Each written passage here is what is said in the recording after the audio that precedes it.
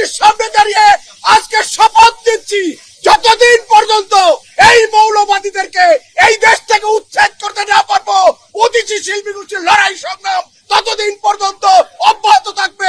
পৃথিবীর কোন শক্তি নাই উদিচি শিল্পী গোষ্ঠীকে এই লড়াই থেকে পিছপা করতে পারে। অবশ্যই আমরা পরবর্তীতে ব্যাপক কর্মসূচি গ্রহণ করবো। উদিচি শুধুমাত্র একা নয়, সাংস্কৃতিক গণতান্ত্রিক সাংস্কৃতিক ঐক্য আছে। সারা দেশের সমস্ত শিল্পী কর্মী এবং নির্যাতিত মজলুম শিল্পী কর্মীদেরকে সাথে নিয়ে, আমরা মেহনতি মানুষকে সাথে নিয়ে আমরা সারা দেশে ব্যাপক আন্দোলন সংগ্রাম করে তুলব।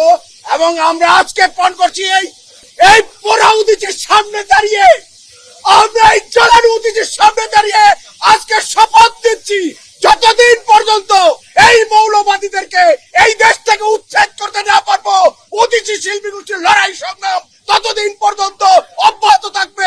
পৃথিবীর কোন শক্তি নাই উদিচি শিল্পী গোষ্ঠীকে